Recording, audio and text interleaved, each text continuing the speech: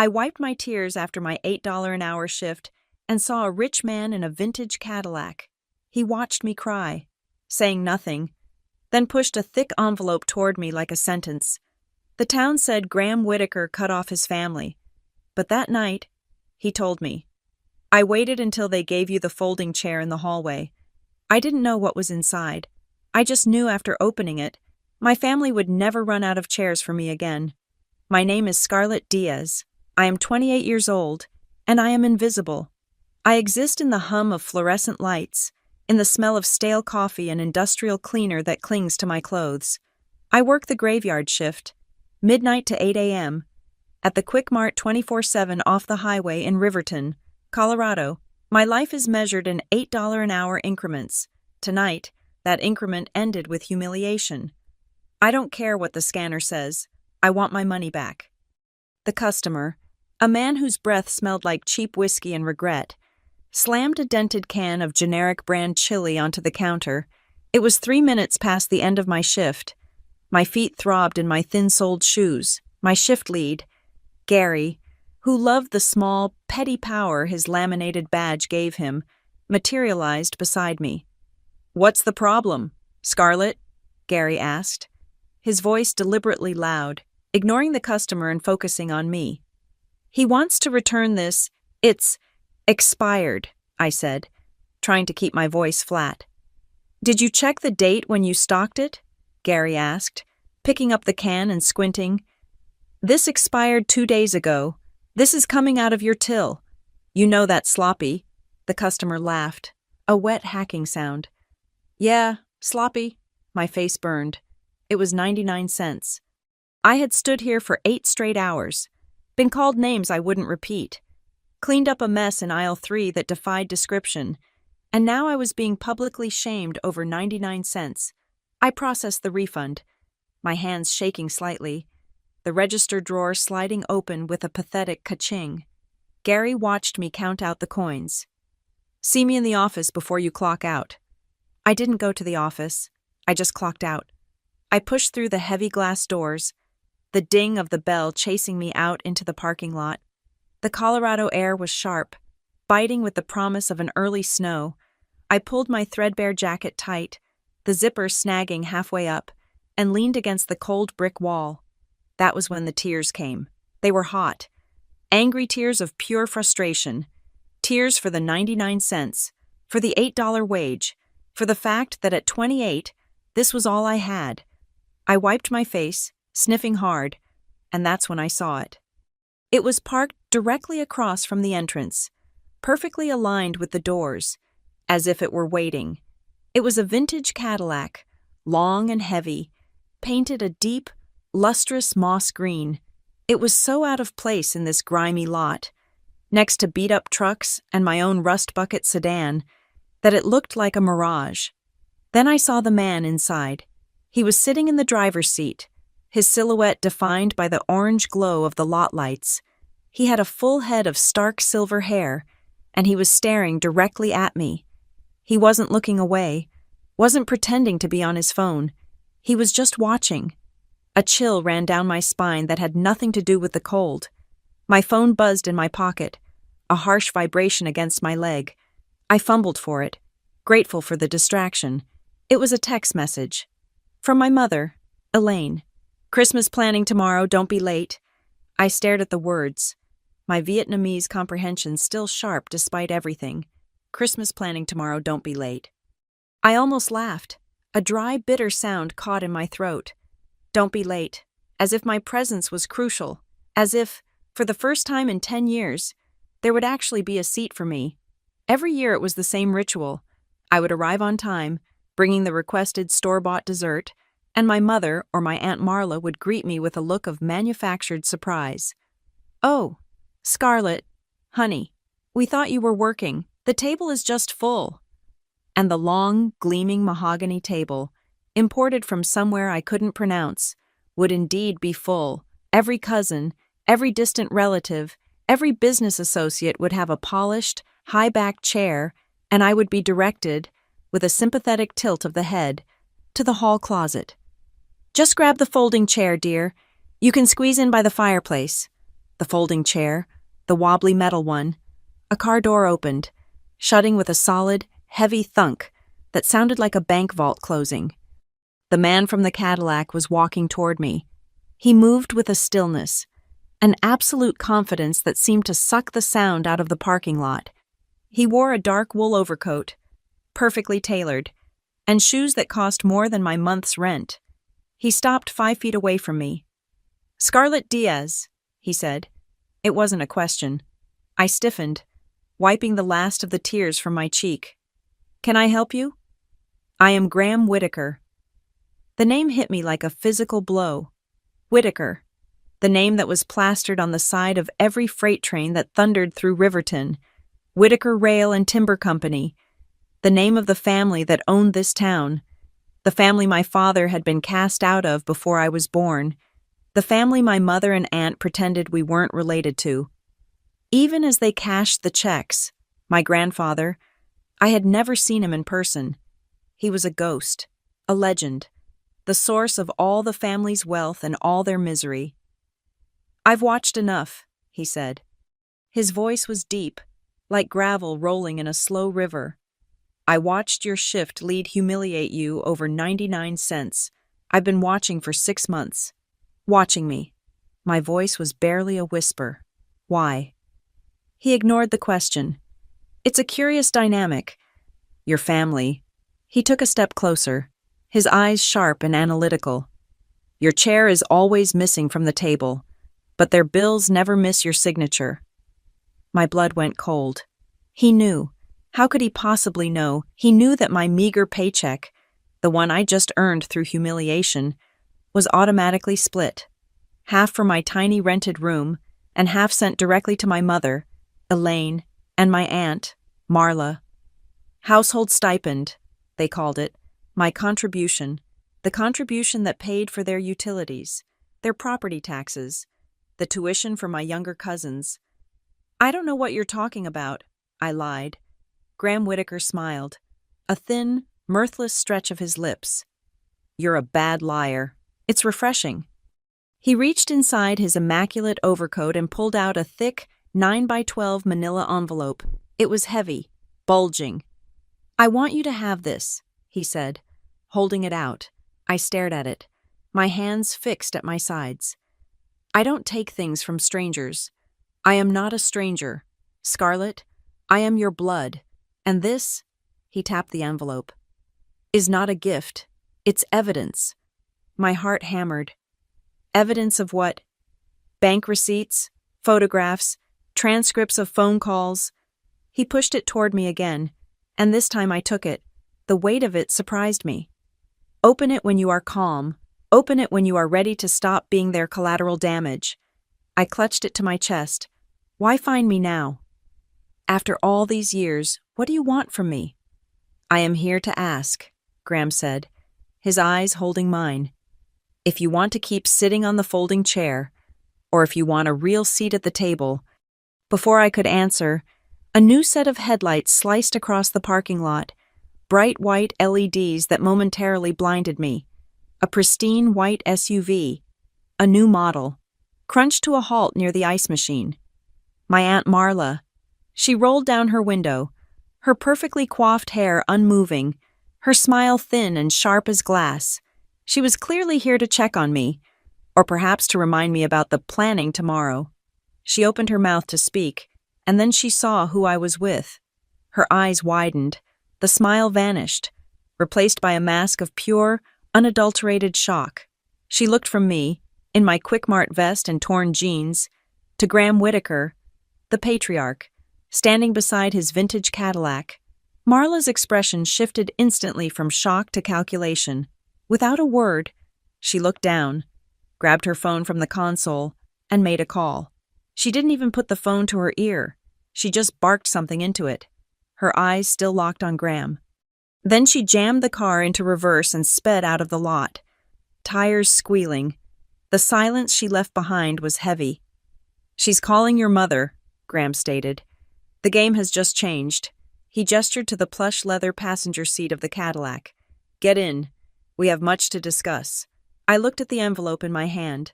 I looked at the warm, inviting interior of the car, and then I looked at my own reflection in the Quick Mart window, tired, poor, and angry. "No," I said. Graham raised an eyebrow. "Thank you for the whatever this is," I said, holding up the envelope. "But I'm not getting in the car. I'll get home on my own. I wouldn't start this new chapter, whatever it was, by owing him a ride. I wouldn't trade one set of obligations for another. Not yet." He studied me for a long moment, then nodded once, a sharp, appraising gesture. "As you wish." He got back into the Cadillac. The engine turned over with a low, powerful rumble, and he drove away, leaving me alone in the parking lot, clutching the envelope. I started the long walk home. My apartment was 2 miles away, and my shoes, the ones with the sole peeling away near the right toe, felt paper-thin against the cold pavement. With every step, the memory of last Christmas played in my mind, the smell of the roast turkey and the pine, the sound of 24 people laughing, the sight of that beautiful, empty, high-backed chair sitting uselessly by the fireplace, my Aunt Marla's voice, dripping with false sympathy, as she handed me the cold metal folding chair. "It's just for Coates, honey." A chair for Coates was given more respect than I was. When I finally reached my one-bedroom apartment, I didn't turn on the lights. I double-locked the door, sat on my sagging mattress, and ripped the envelope open, dumping the contents onto the comforter. He wasn't lying. There were bank receipts, dozens of them, showing automated transfers from my account to theirs. There were grainy photographs, surveillance shots of my aunt's shopping, of my cousins driving new cars. There were transcripts of phone calls, snippets of conversations I didn't understand. But beneath it all were 2 items. The first was a heavy, silver key, the kind for a high-security padlock. The second was a plastic key card, the kind you swipe to get into an office building or a storage unit. Tucked inside the key card's sleeve was a single, heavy stock index card. On it, written in sharp, precise, black ink, were 4 words: Clause 912. Springing proxy. I didn't sleep. I couldn't. The adrenaline from the parking lot encounter had curdled into a cold, vibrating dread in my stomach. I sat on my bed, staring at the key card and the heavy silver key until the first gray light of dawn touched my window. The address on the back of the key card was for Riverton Self-Storage, a bleak, anonymous facility out by the county line. I was there by 5 a.m., my headlights cutting through the pre-dawn mist. The air was frigid, sharp in my lungs. I walked to the electronic gate. The key card was flimsy plastic, the kind that gets demagnetized in your wallet. The name printed on the front, just below the magnetic stripe, was Scarlett Diaz. My breath hitched. This wasn't something Graham Whitaker had rented yesterday. This had been waiting for me. I swiped the card. The reader beeped and flashed green. The gate ground open with a metallic shriek. Unit 312. It was in the back row, near the chain-link fence topped with barbed wire. The door was secured with the very padlock the silver key was meant for. It was new, heavy, and clicked open with expensive, well-oiled precision. I braced myself and hauled the corrugated metal door up. It rattled and echoed, the sound obscenely loud in the morning stillness. I fumbled for the light switch inside the door.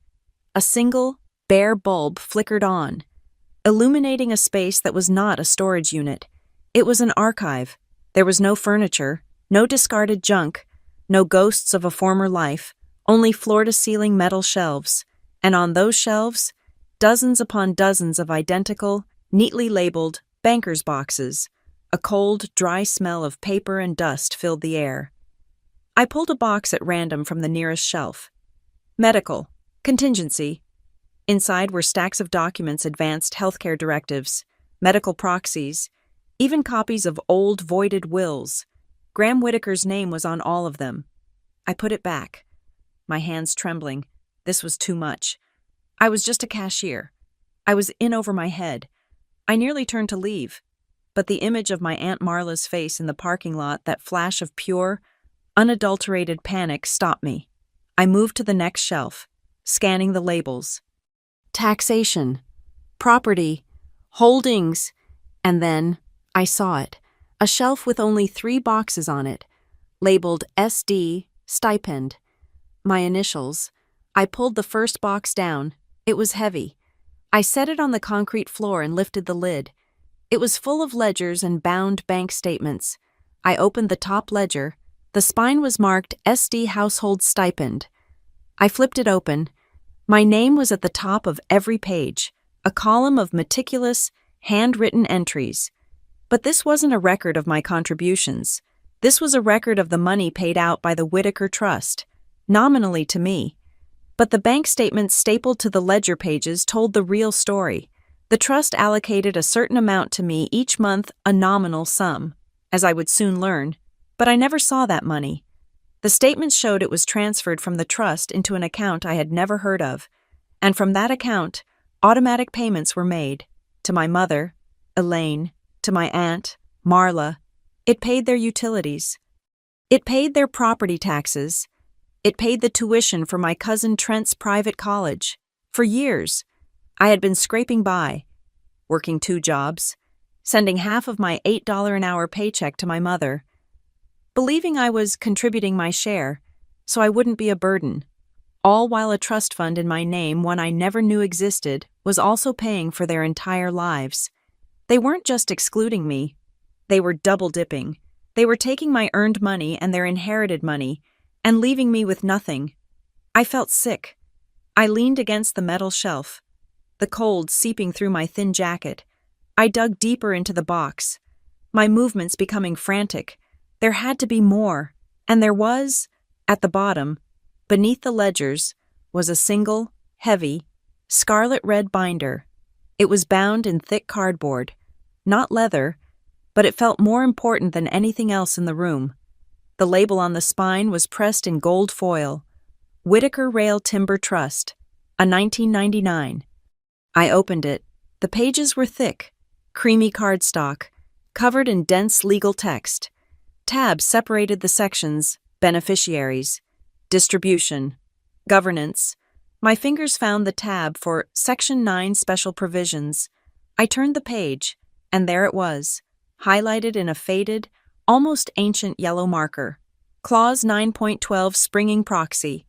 The legal language was thick, almost impenetrable, but the core of it was clear.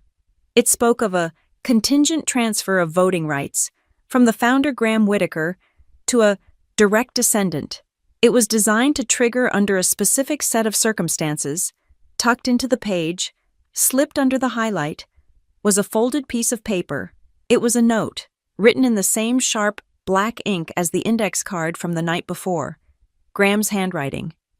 Activates voting proxy when direct descendant proves independent income for 6 continuous months. My heart stopped. My job at the Quick Mart. He wasn't watching me out of pity. He wasn't watching me to judge my failure. He was watching me to see if I would last. I had been working the graveyard shift for 5 months and 3 weeks. The 6-month anniversary was days away. This whole time, my humiliation, my exhaustion, my $8 an hour prison. It wasn't a failure. It was a key. Why? I whispered to the empty room. The answer was in another box, one marked Internal Correspondence. I found a thin file of meeting minutes. Family Council, dated 3 years ago. I scanned the page. Item 4, Review of Beneficiary Stipends. I saw my name. My mother, Elaine, had proposed the motion. My aunt, Marla, had seconded it. Motion to reduce stipend allocation for Scarlett Diaz due to demonstrated lack of familial contribution and engagement. Voted yea. Passed. I read the words over and over. Lack of contribution. They were bleeding me dry, taking both my trust stipend and my earned wages, and then had the audacity to put in writing that I wasn't contributing enough. My sickness turned to a cold, hard rage. I kept digging. I found a sealed 9x12 photo mailer. Inside was a single, glossy 8x10 photograph. It was Christmas, 2 years ago. The long, gleaming mahogany table was set for 24. The entire family was there, laughing, raising glasses. My mother, my aunt, my cousins, all lit by the warm glow of the chandelier, and in the background, visible through the archway to the kitchen, was me. I was standing by the sink, still in my Quick Mart vest, my hair pulled back in a messy bun. I was holding a heavy turkey platter, my shoulders slumped with exhaustion, and in the corner of the dining room, next to the fireplace, was the folding chair, empty, with a stack of winter coats piled on it. They hadn't just given me the folding chair, they had given the coats priority. Taped to the back of the photograph was a small black USB flash drive. I looked around. This archive was thorough. In a metal lockbox on the top shelf, there was a beat-up, older model laptop. I powered it on. It whirred to life, the screen casting a blue glow in the dim room. I plugged in the drive. One file, an audio file. I clicked play. The sound was crystal clear. It was Marla's voice, smooth and confident. "Just keep her allocation nominal," she was saying, the sound of ice clinking in a glass in the background. "We need it on the books that she's receiving something, but don't overplay it." A man's voice, hesitant, an accountant. "Understood, Ms. Whitaker. The household contribution structure remains in place." "Yes," Marla said, a hint of annoyance in her voice. "She feels like she's paying her way. It's cleaner that way. Just make sure the trust disbursements to us are filed under property management. Don't cross the streams. She's not smart enough to look, and frankly, she has no right to." The audio file ended. I sat on the cold concrete floor, the red binder in my lap. It wasn't just exclusion, it wasn't just cruelty, it was a conspiracy, a long, meticulous, financial conspiracy to keep me poor, to keep me dependent, to keep me on the outside, all while they used my name to fund their lives. My hand fumbled in my pocket, my fingers brushing against the last item from the envelope I hadn't looked at yet, a business card. "Sarah Pike," it read, "Independent Paralegal, Research Strategy." Below the name, in that same black ink, Graham had written, "When you are ready, call me." I wasn't ready. I was shattered, as if summoned. My phone buzzed, vibrating violently against the concrete floor. The screen lit up. "Unknown caller." I answered. My hello was a dry croak. "Did you read it?" Graham Whitaker's voice was sharp, impatient. I stared at the red binder. "I'm in the storage unit," I managed. "I've read it all." I took a shaky breath. Why me? Why let them do this? There was a long pause on the line. I could hear the faint clatter of plates and silverware in the background.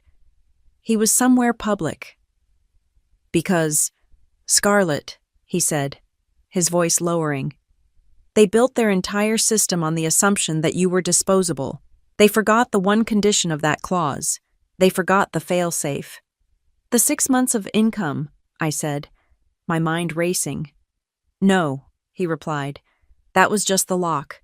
The key was why you had that income. The clause requires a descendant who has been systematically excluded. It was written for someone who was forced to stand on their own. It needed someone who wasn't invited." The words settled over me.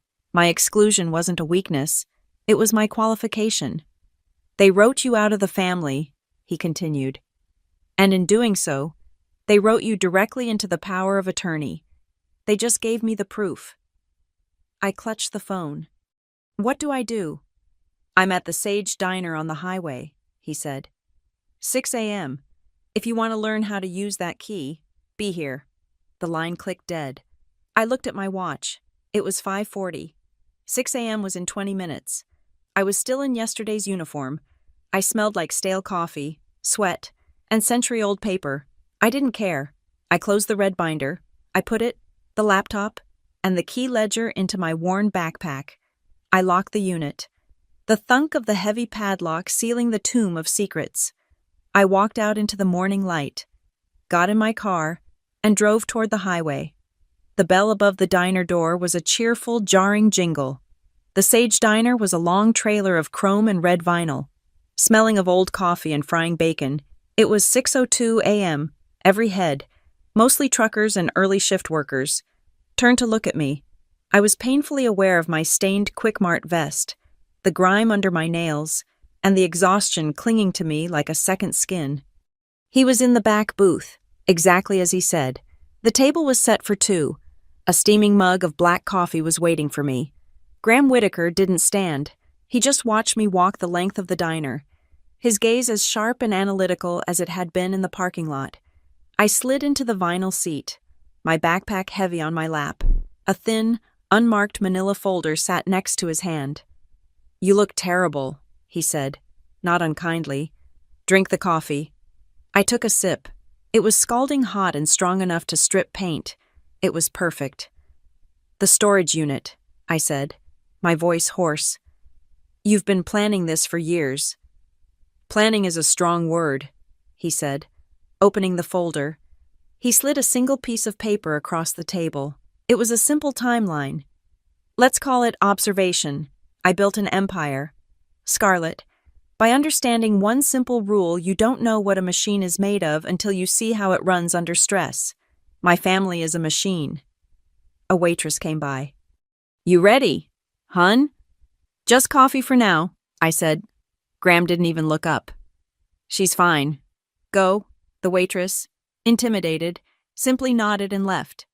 He turned his gaze back to me. I let Elaine and Marla manage the family trust. I gave them full autonomy over the discretionary funds. I wanted to see what they would do when they thought I was not watching. I wanted to see how they would treat the part of the family that had no power.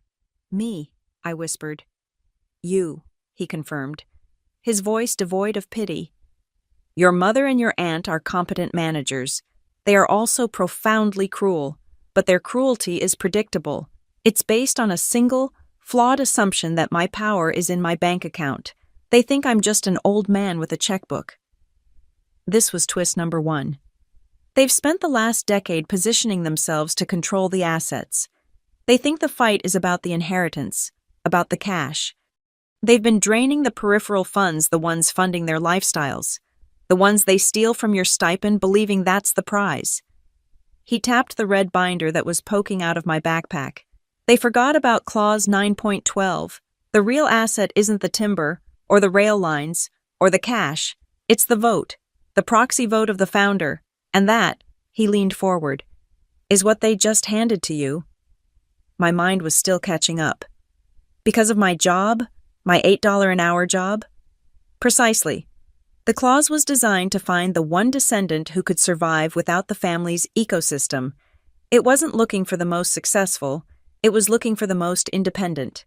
Your lack of familial engagement, as they called it in their meeting minutes, became your primary qualification, your $8 an hour job. Scarlett is the most legally potent weapon in the Whitaker arsenal. He let that sink in. The weight of it was crushing. All my shame, all my struggling, it was all just a legal trigger. "But we are not there yet," he said, his tone shifting from academic to sharp, tactical. "You have been employed for 5 months and 3 weeks. The clause requires 6 continuous months. That is approximately 30 more days." He paused, his eyes locking on mine, and I understood. This was the test. "You will not quit your job," he said. It was a command. "You will not take $1 from me. You will not accept any gifts from your mother or your aunt, who are undoubtedly scrambling after seeing us together. For 30 more days, you must remain exactly as you are, Scarlett Diaz, the Quick Mart cashier. You must complete the chain. Can you do that?" "They'll make it hard," I said, thinking of Marla's panicked face. "They know something is wrong." "Of course they will," he snapped. "They will try to get you fired, or they will try to bribe you. They will offer you a household allowance, or a new car, or a down payment on a house, all to break your chain of independent income. Your only job is to say no. Your only job is to clock in." I nodded, my stomach tight. "And then, after 30 days, he said, "we begin the 3-pronged plan. 1, documentation. 2, the vote. 3, unplugging the financial machine." He laid it out with the cold precision of a general planning an invasion. "First, you will call the number on that business card. Sarah Pike. She is not a lawyer, she is a paralegal, which means she is smarter and more dangerous. She will take all the evidence from that storage unit and build an unassailable timeline. Every transfer, every vacation you weren't invited on, every dollar they diverted from your stipend to pay for their property taxes. She will codify their pattern of preferential treatment into a legal finding. He continued. Second, while she does that, we gather the external corroboration. I have been observing, but I have not been idle. I have the names of former housekeepers, disgruntled company drivers, even ex-employees of the family office. You and Sarah will contact them. We need their testimony. We need the affidavits about the dinner parties, the vacation plans. We need the pattern of exclusion confirmed by people outside the family. And third, I asked. He gave me that thin, mirthless smile. Third is the target. He slid another paper from his thin folder. It was a corporate memo. The Whitaker Rail Timber Coage Board of Directors meets in 5 weeks. Your mother and aunt, in their arrogance, have placed an item on the agenda, a proposal to restructure and simplify the family trust assets. Simplify, I repeated, understanding. Consolidate, he corrected. They are making a final play to lock you out, to dissolve Trust A and fold its assets into a new entity they control completely, one without a Clause 9.12. They have scheduled their own execution, but they don't know who will be holding the axe. I stared at the coffee mug. My hands were steady now. The rage from the storage unit had burned away, leaving something cold and clear. But still, a part of me hesitated. I don't want to destroy them, Graham, I said, my voice quiet. I don't want revenge. I just want to be done. I want to not be the girl who gets the folding chair. I just want it to stop. Graham watched me, his expression unreadable. For a second, I thought he might be disappointed. Justice, he said softly, is different from revenge. Revenge is emotional. Justice is structural. Justice is about rebalancing a system that has been deliberately weighted against you. He leaned in, his voice dropping. But you must understand this, Scarlett. To the people who have benefited from the imbalance, justice looks exactly like revenge.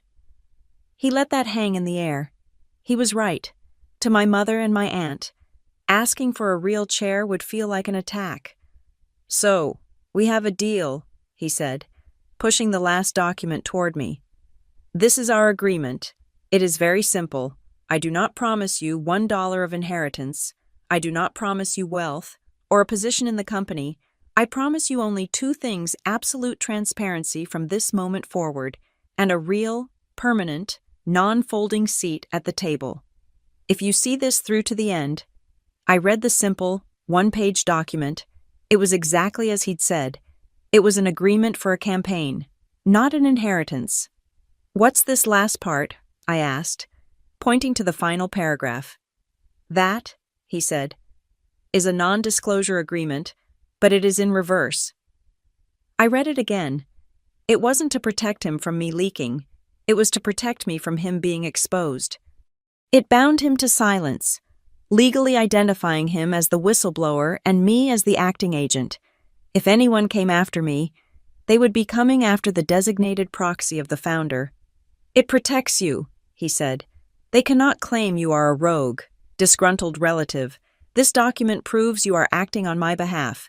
With my full knowledge, you are not the insurrection. You are the rightful correction. It was brilliant. It was terrifying. I looked at him, the man who had let me struggle, who had watched me cry in a parking lot, who had catalogued my humiliation and filed it away. He was not a savior. He was a weaponsmith, and he was finally handing me a sword. I picked up the pen the waitress had left with the check. I have one more shift at the Quick Mart tonight, I said. Good, he replied. I signed my name, Scarlett Diaz. The pen stroke was firm. I didn't go home. I didn't sleep. I left the Sage Diner at 6:30 a.m., my signed agreement folded in my pocket, and drove to the Riverton Community Bank. I was still wearing my Quick Mart vest. The teller, a young woman named Becky who I recognized from high school, Forced a polite smile when I stepped up to the counter. I must have looked like a ghost. "Hi, Becky. I need to make some changes to my account," I said. My voice was flat, devoid of the exhaustion I felt. "Sure. Scarlett, what can we do for you?" "I need to cancel all automatic payments and recurring transfers, effective immediately." Her smile faltered. She typed, "Okay, I see 2 recurring transfers here.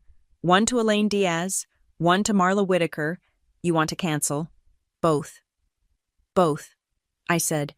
Her eyes flickered with the smallest spark of gossip. In Riverton, everyone knew the Whitakers. "All right, those are now canceled. One more thing. I need printed copies of my statements for the last 6 years." Now she looked truly uncomfortable. 6 years, Scarlett. That's a lot of paper. It might take a while. I'll need a manager to approve the fee waiver." "I'll pay the fee," I said. "I'll wait."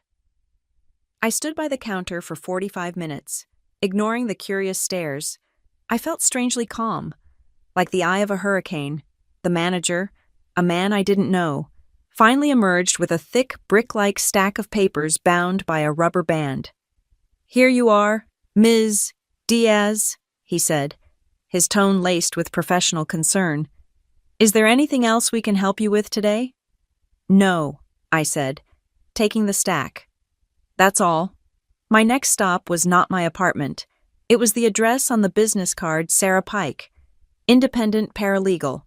Her office was on the 2nd floor of a clean brick building, smelling of fresh paint and printer toner.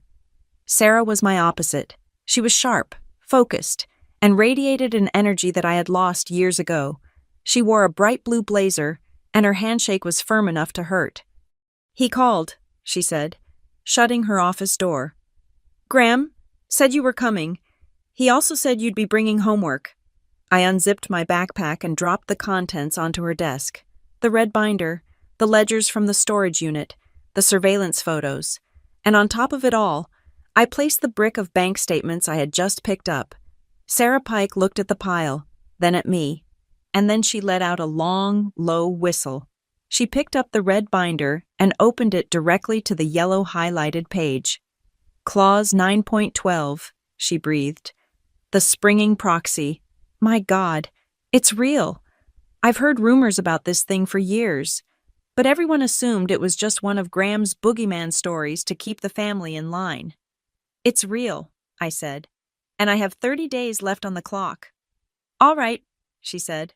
"All business." She rolled her chair over to a large whiteboard. "Here's the new world. We are not filing a lawsuit. We are not going to court. We are preparing a finding of fact for a private board of directors. It's cleaner, faster, and much more brutal. We are building a formal case file, pattern of exclusion." For the next 3 weeks, that office became my world. When I wasn't at the Quick Mart, I was at Sarah's desk. We started with the bank statements, spreading all 6 years across her conference table. It was the Rosetta Stone of their cruelty. "Look here," Sarah said, her finger jabbing a line item from 2 summers ago. "An $8,000 transfer from your stipend account, the one you never saw, to Marla. What happened that July?" I searched my memory. "My cousins," I said, the memory stinging. "Trent and his sister. They went to some elite tech and riding summer camp in Wyoming. My mother told me I couldn't come to the family barbecue that weekend because I was so lucky to be able to pick up an extra shift at the store." "They paid for their kids' luxury camp with your money," Sarah said, writing it on the board. "And here," she pointed to another, "a $20,000 wire. Payee Island Adventures LLC, 3 years ago, March." "The family cruise," I whispered. "The one I wasn't invited on. They said it was a business planning retreat. Marla sent me a postcard." We built the spreadsheet. It was the most horrifying document I had ever seen. Column A. Documented trust stipend expenditures for family benefit. Elaine, Marla, et al. Column B. Documented expenditures for S. Diaz. Column A was a sea of ink property taxes on their mansions. Tuition for private colleges, country club dues, catering bills, resort fees. Column B was a desert my $1,200 a month rent for my terrible apartment, my $50 a week grocery bill, my minimum coverage health insurance, and one line item from 4 months ago that made Sarah pause. $29.99, new non-slip work shoes. They're buying vacations, Sarah said, her voice cold. While you're agonizing over buying shoes so you can stand for 8 hours to earn the money they're also taking from you. We need more, she said. The photos. That's where Nate Calder came in. Nate was my neighbor in 2B, a shy IT specialist who I'd helped jumpstart his car during a snowstorm. I trusted him. I showed him the 8x10 photo from the storage unit, the one of me in my vest, holding the platter in the kitchen. Nate, this is going to sound strange, I said, but can you prove that I wasn't there, even when I was? He took the photo, and for the first time, I saw a spark of interest in his eyes. He returned 2 days later with his laptop. The metadata on the original file is clean, he said, showing me the screen. Time-stamped, geolocated, but your cousins are sloppy. Trent posted a public album on social media that same night. Whitaker Christmas Eve 2022. I downloaded all 53 photos. He pulled up a contact sheet. I ran a simple object recognition script. We can count the place settings at the main table 24. We can count the occupied dining chairs 24. We can count the number of times you appear at the table 0. We can count the number of times you appear in the kitchen, holding a tray 9. And then there's this. He zoomed in on the photo, right into the corner by the fireplace. The image was grainy but clear. The empty folding chair, the pile of coats. Visual confirmation, he said. The chair exists. It is designated for outerwear, not people. You weren't just excluded. You were literally replaced by a Burberry trench coat. Sarah filed the report under evidence quantifiable exclusion. Next, we needed the human element. Who else saw this? Sarah asked. Who isn't on their payroll? Pastor Reed, I said instantly. My mother and aunt are on the church's board of directors, but he never looks them in the eye. Sarah met with him, Pastor Reed, a man torn between his conscience and his biggest donors, agreed to sign an affidavit. Sarah read it to me, her voice ringing with satisfaction. I have, on multiple occasions, been present when Ms. Diaz and Ms. Whitaker have used prayer requests in public settings to make disparaging remarks about Scarlett's character, specifically referencing her ingratitude and lack of family values. It was my assessment that these were not genuine requests for spiritual aid, but a coordinated effort to slander her reputation within the community. While we built our wall of evidence, the other side began to move. Graham made the first play. He sent me a text. Appointment scheduled. Dr. Alistair. Annual checkup. I don't understand, I said to Sarah. It's bait, she explained. Alistair is the family doctor. Graham is going in. He'll complain about stress, which is true, and the doctor will, as required by his profession, order him to reduce his workload and avoid conflict. Watch. She was right. 2 days later, my phone rang. My Aunt Marla. My stomach twisted. I let it go to voicemail. Her message was a masterpiece of feigned panic. Scarlett, darling, it's Marla. I'm just calling. I'm so worried. We heard from Dr. Alistair. Your grandfather's stress levels are dangerously high. Elaine and I feel just awful that this misunderstanding we're having is causing him such pain. We need to fix this, honey, for his sake. When I didn't return the call, twist number 2 arrived, an email from Marla, sent to my old address I barely used. Subject: a family agreement. Scarlett, it read, to put all this unpleasantness behind us and, most importantly, to help Graham's health. We want to make things right. We've attached a simple agreement. It just clarifies the trust structure for the future. To take the burden off Graham. In exchange, we are prepared to offer you a monthly stipend of $5,000 and a 20% down payment on a home of your choosing. We are family, and we want to take care of you. Let's stop this fighting. My hand was shaking. A house, $5,000 a month. It was more money than I'd ever seen. I called Sarah. "Forward it to me," she said, her voice sharp. "Do not reply. Do not open the attachment. I'll open it." She called me back 2 minutes later. "It's exactly what we thought. It's a full waiver. Signing it would be accepting a concession, breaking your 6-month chain of independent income. It's also a permanent abdication of any and all rights under Clause 9.12. They are trying to buy your power for a $5,000 a month allowance." She's terrified. "Hold the line." I held. My mother, Elaine, was next. She didn't use lawyers or bribes. She used guilt. She posted on Facebook, a long, rambling, heavily spiritual post. It didn't use my name. It didn't have to.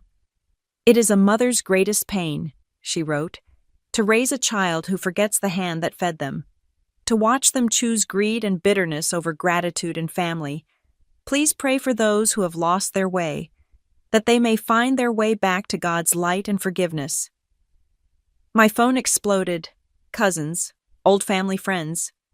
"What did you do to your mother?" "You're breaking her heart." I wanted to reply. I wanted to post the bank statements and the spreadsheets. Instead, I took a screenshot. I took screenshots of all 34 sympathetic comments. I sent them to Sarah. Exhibit C, public defamation and coordinated harassment. I did not reply. The final attack came where I was weakest, my job. I went in for my shift. Just 5 days before my 6-month anniversary, Gary, my shift lead, called me into the back office. He wouldn't look at me. "Scarlett, we've got a scheduling problem," he said, shuffling papers. "What kind of problem?" "We're overstaffed on the graveyard. I'm having to make cuts. I don't have hours for you. Not for the next few weeks." This was it. They had gotten to him. A donation to his kids' baseball team. A threat to his manager. It didn't matter. "You're firing me?" I asked, my voice dangerously quiet. No, not firing. Just no hours. I'm sorry. Scarlett, my hands are tied." I looked at him. He was weak. They had found the weak link. "But the holidays are coming up," I said. "It's the busiest time of the year. You have no hours." He sighed, relieved I wasn't yelling. "Well, I mean, there's one shift, but nobody wants it. Christmas Eve, day shift, 8 hours. That's all I've got." The trap? It was clever. They would force me to choose.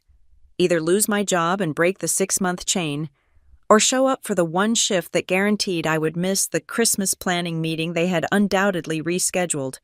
They wanted to force me into a final, public humiliation, to make me choose between my job and my family. "I'll take it," I said. Gary blinked.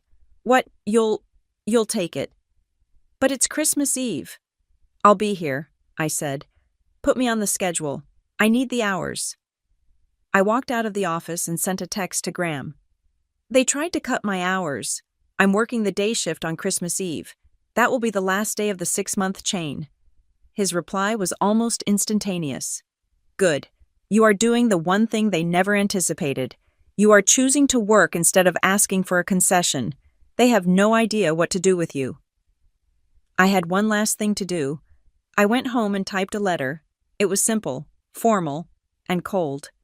It was addressed to Elaine Diaz and Marla Whitaker. "This letter is to formally notify you that, effective immediately, I am terminating all voluntary financial household stipend contributions that I have been making from my personal, non-trust-related income. Future correspondence regarding my finances or familial obligations should be directed to my representative, Sarah Pike." I didn't sign it with love. I just signed my name. I walked to the post office and sent 2 copies. Certified mail. Return receipt requested. The first line was cut. The certified mail receipts were delivered to my phone with a cold digital ping. The first one was signed by Elaine Diaz at 10:04 a.m., the second by Marla Whitaker at 10:06, at 10:07. My phone began to ring. It did not stop for 72 hours. It was a coordinated storm. They had weaponized the entire extended family. My phone became a vector for their panic. A relentless assault of guilt and manufactured righteousness. First came the concerned aunts, the ones I hadn't seen in 5 years. "Scarlett, honey, this is your Aunt Clara. I just heard the news. Your mother is beside herself. Whatever this is, whatever money you think you're owed, it is not worth tearing your family apart. A family is a precious gift from God." I blocked the number. Next came the cousins, the ones who had sat at the mahogany table my entire life, the ones whose tuitions I had unknowingly paid. They preferred text. From my cousin Trent. "Mom said you're suing the family. After everything they've done for you, unreal. You should be ashamed." From another cousin, a woman I'd never met. "Honor thy father and thy mother, that thy days may be long upon the land." Exodus 20, verse 12. You are breaking a commandment. Scarlett, you are inviting darkness into your life. I took screenshots of every single message. I forwarded them to Sarah with the simple subject line, "harassment." She replied, "Keep them coming. This is beautiful. They're documenting their own coordinated campaign." Then, the attacks became more insidious. They moved from my family to my livelihood. An anonymous text message buzzed my phone. "We all know what you're doing. Everyone at Quickmart is going to find out what kind of a backstabbing, greedy person you really are. Watch your back at work." I felt a cold dread. The next day, when I clocked in, Gary, my shift lead, pulled me aside again.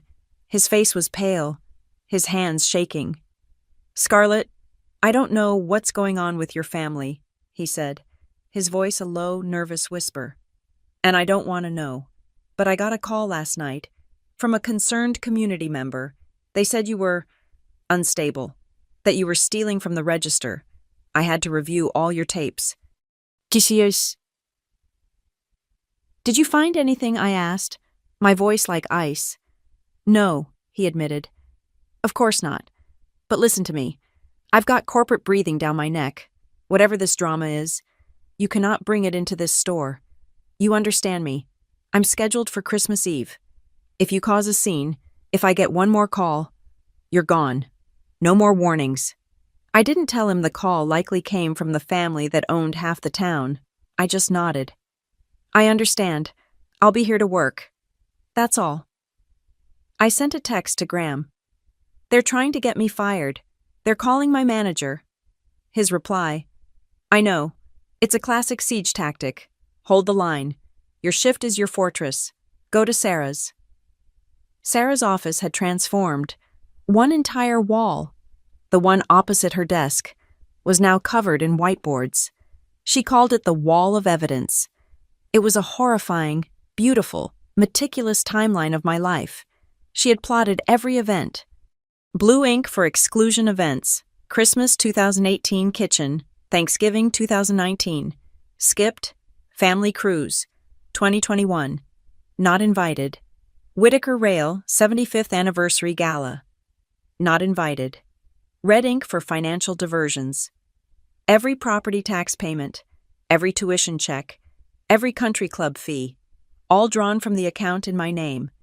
Green ink for external corroboration. The affidavits, the screenshots, the text messages. "We're close," she said, tapping the board with a red pen. "But we need to make it visceral. The board members are old money. They won't read a spreadsheet. We need to show them the empty chair." That's when Nate Calder, my neighbor, delivered his masterpiece. "My script analyzed all 247 photographs from your cousin Trent's public albums, cross-referenced with the metadata from your surveillance photos," he said, pulling up a color-coded chart on his laptop. He was vibrating with the thrill of the data. "The results are conclusive. Over the last 5 years of documented family gatherings, the main dining table had an average of 3.2 unoccupied, fully set chairs. At no point during any of these events were you photographed sitting at that table. The data proves, with a 99% confidence interval, that extra seats were always available. They were just not for you." Sarah filed it. Exhibit D, quantified analysis of deliberate exclusion. The next piece came from a woman named Mrs. June. She had been my mother's housekeeper for almost a decade before retiring. She was a kind woman who had always snuck me cookies when I was a teenager. She agreed to meet Sarah in a coffee shop. Her affidavit was devastating. "I signed an NDA when I left," she wrote, in a shaking but clear hand. "But what I saw was not right. I was there for Christmas in 2019. The big table was set, and I saw Scarlett come in from the cold." Elaine told her she looked tired from work and should rest in the kitchen. Later, when it was time to eat, I saw Marla stop her from sitting down. She said, "Honey, the table is just too full. Can you be a doll and take your plate out on the back porch so you don't get in the way of the servers?" It was 40 degrees outside. I quit 2 weeks later. Sarah added it to the wall. Then, my cousin Trent, the one whose tuition I'd paid, made a fatal mistake. He sent me a text, thick with misplaced arrogance. "Just so you know, I'm blocking you. But before I do, here's a link to the family drive. Remind yourself of all the good times you're throwing away before you burn everything to the ground. You were never one of us anyway." He sent me a link to a shared cloud drive. He meant to send me to a single, curated album of happy, smiling photos.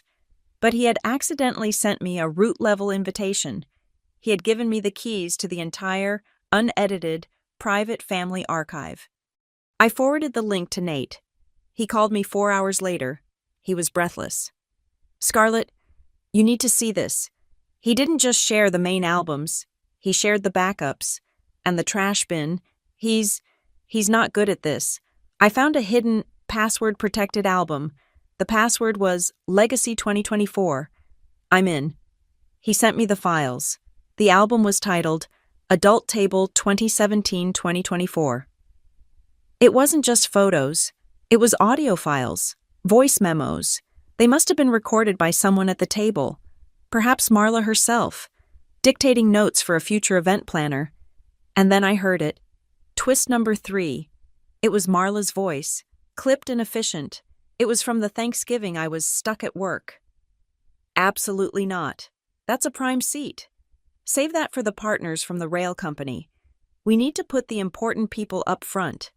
As for Scarlett, if she even shows up, just put her in the den with the children's table. If she complains, tell her we ran out of space. She's not a contributor. She's a dependent. She can't sit in the main room. It sends the wrong message." My blood turned to ice. Not a contributor. Who was paying for the very food on their table with my $8 an hour job. I sent the file to Sarah. She was silent for a full minute after listening to it.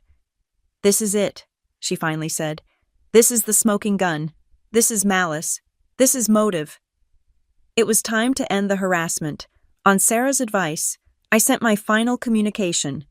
It was a formal cease and desist letter, drafted by Sarah and signed by me. It was sent via courier to my mother, my aunt, and every cousin who had contacted me.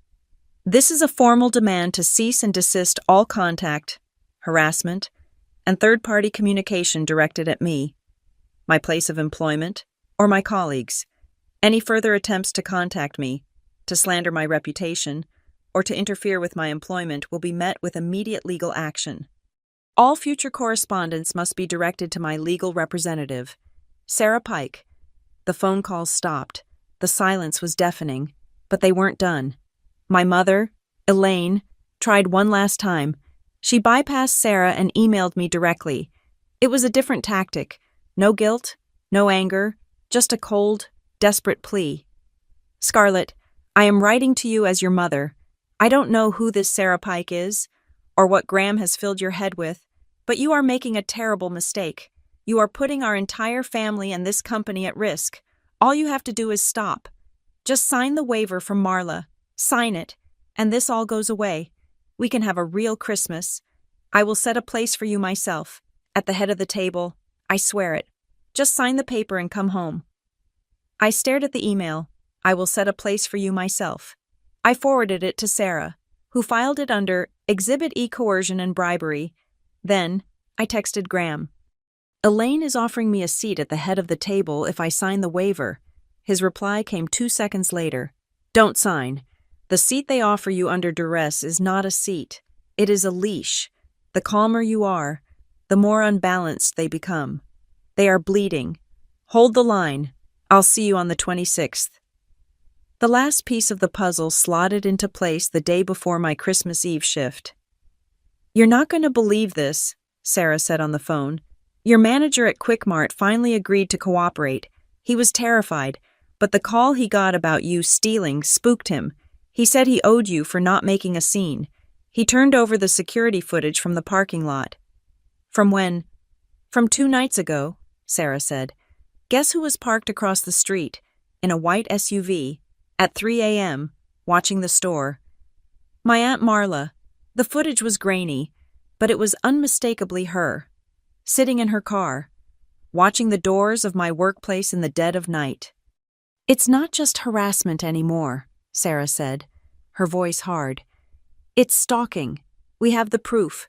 We are done building. Now, we notify the board." I hung up the phone. I looked at my Quickmart vest, hanging on the back of my door. I had 1 shift left. Sarah, as my legal representative, sent the final email. It was addressed to the corporate secretary and the entire board of directors of Whitaker Rail Timber. "Please be advised," it read, "that our client, Ms. Scarlett Diaz, a direct descendant of the founder and a party of interest to Trust A, formally reserves her rights under Clause 9.12 of the Trust Agreement. She will be presenting materials relevant to the agenda item, Restructuring of Trust Assets, at the upcoming board meeting. We look forward to seeing you there." The trap was set. The wall of evidence was complete. All I had to do was clock in one last time. My Christmas Eve shift was the longest 8 hours of my life. I didn't clock out with frustration. I didn't feel the sting of humiliation when Gary, my shift lead, grudgingly signed my time card. I felt a cold, clean click, like a complex machine engaging its final gear. 6 months. The chain was complete. I was, in the language of the red binder, active. The Christmas planning meeting, which my mother had insisted on moving to the 26th, was, of course, a lie. After Sarah sent the notice to the board, the real invitation came a text from my mother. "We are not doing this with lawyers. Scarlett, this is family. Meet us for lunch. Tomorrow, noon, the Riverton Grill." They had chosen the location, the Riverton Grill. It was the antithesis of the Sage Diner. It was dark wood, brass railings, and steak knives that looked like weapons. It was where the Whitaker family celebrated the deals they closed. It was their home turf. I arrived at 12:02. I was wearing the best clothes I owned, which still looked like rags in a place like this, but I didn't care. I hadn't come for a fashion show. I had come to gather the last piece of evidence. They were already seated. My mother, Elaine, and my aunt, Marla. They were in a small, half-moon booth in the back, a strategic position where they could see the entire dining room, but few could see them. They looked immaculate. Marla, in a sharp cream-colored pantsuit. My mother, in a softer cashmere. Her expression carefully arranged into one of maternal concern. And the table, a small circle of dark mahogany, was set for 2. 2 water glasses, 2 bread plates, 2 sets of heavy silver. I stood at the edge of the booth. "Scarlett, thank goodness," my mother began, her voice dripping with relief, as if I'd been rescued from a shipwreck. "Please, sit." I looked at the table. I looked at the empty space beside Marla. "There isn't a chair," Marla sighed, a sound of profound impatience. "Scarlett, really, don't be difficult. We can just move over." "No," I said. I looked past them and caught the eye of a young server, his arms full of plates. He looked terrified. "Excuse me," I said, my voice clear and polite. "Could you please bring another chair for this table?" The server stopped. He looked at me, then at Marla, who gave him a look that could freeze water. He swallowed. I'm sorry, miss," the young man stammered. I can't." "You can't," I repeated, not as a question, but as a confirmation. "Why not?" "My manager," he whispered. I was told that this table specifically, that they requested no additional seating." I held his gaze for a long second, giving him a look of sympathy. Thank you. That's all I needed to know. He fled. I turned my attention back to the booth. Marla's face was white with fury. My mother's practiced smile was gone, replaced by a mask of cold panic. That, I said, my voice low and calm, is the pattern. I just wanted it documented in a public place. Thank you for providing it. My mother's composure snapped. Stop this, she hissed. Stop this ridiculous performance. What do you want? You're the ones who invited me to lunch, I said. Elaine took a deep breath, visibly composing herself. The actress was back. Yes, we did, because this has gone on long enough. Scarlett. She reached into her expensive leather bag and pulled out a document. Much thicker than the last one. She slid it across the table. This is our new offer, she said, her voice turning warm, confidential. It's what you want, what you've always wanted. I didn't touch it. What is it? It's a real agreement, she said, pushing it closer. A guaranteed, non-revocable monthly stipend, a significant down payment on a house, anywhere in Riverton you want, and, she paused, leaning in.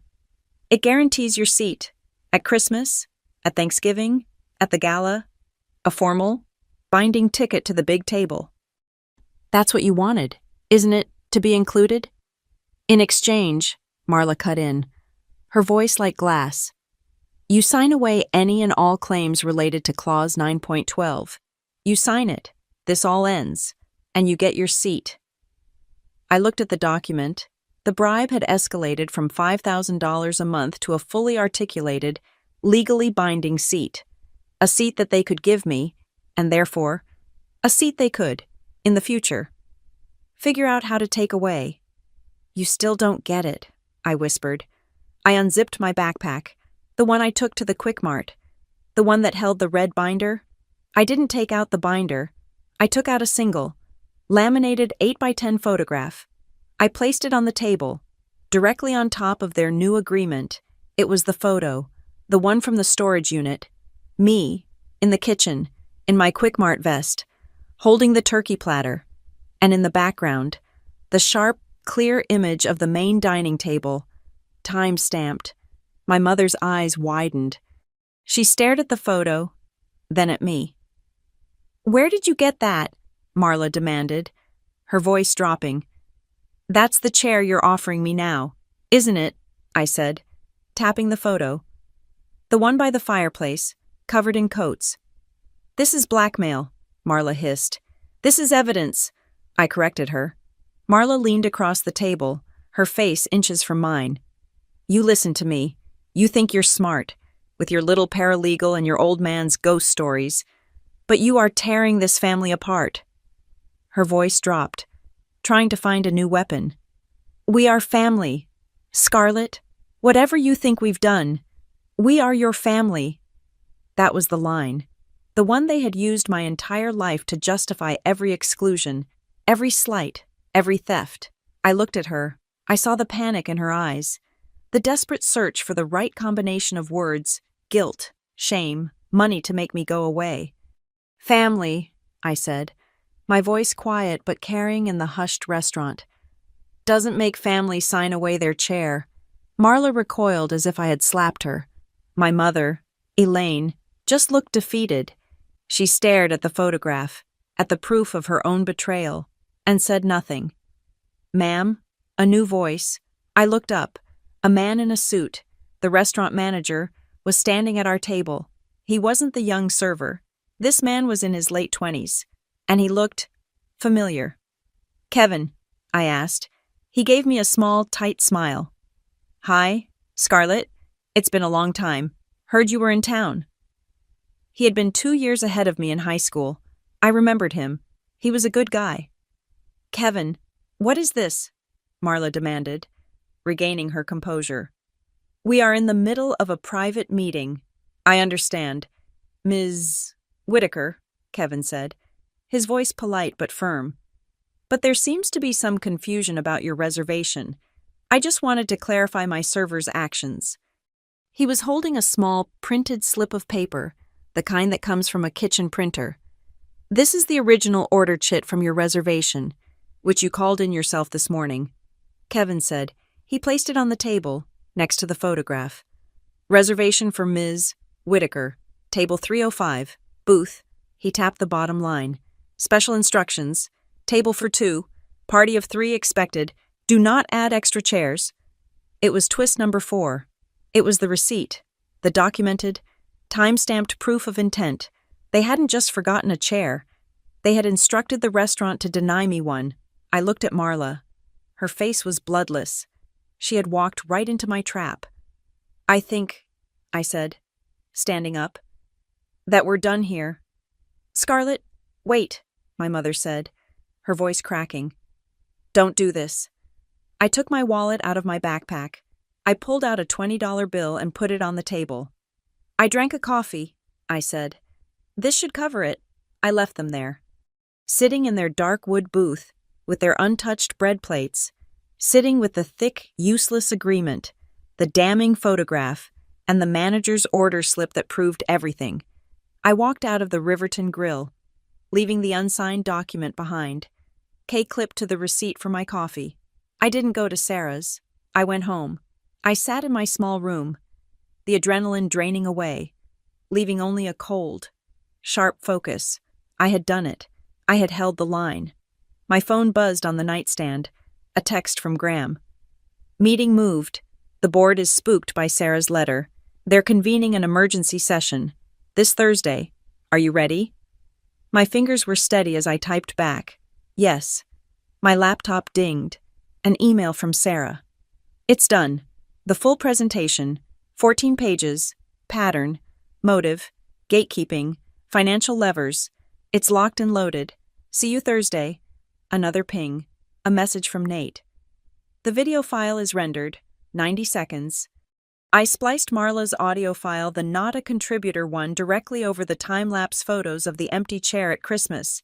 It's pretty devastating. The file is secure. I shut my phone. I closed my laptop. The evidence was gathered. The team was ready. The date was set. I stood up and looked in the small, cracked mirror on my closet door.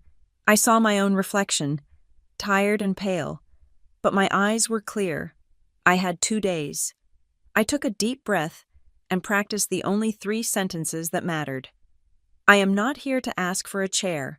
I am here to prove they kept the chair. And now, I am setting the table. I had never seen the inside of the Whitaker Rail Timber headquarters.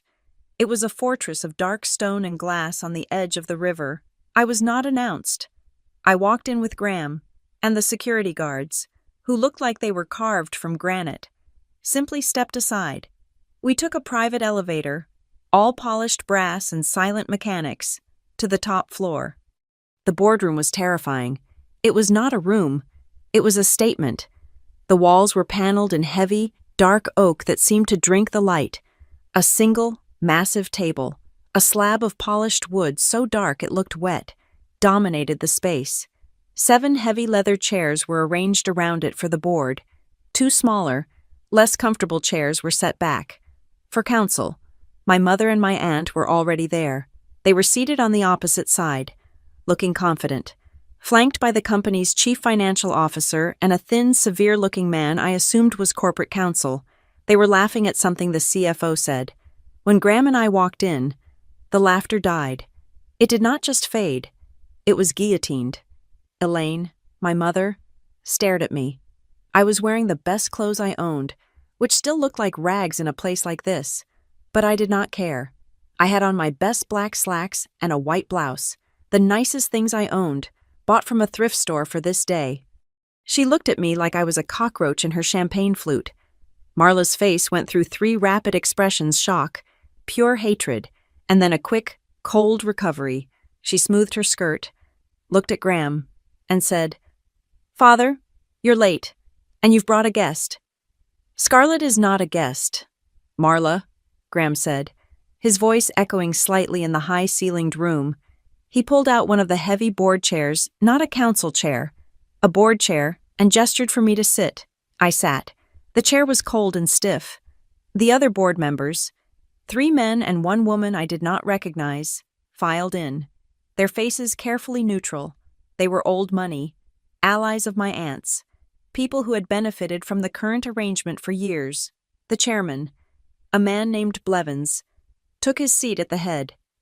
"Graham," Blevins said, his voice a low rumble, "this is an emergency session.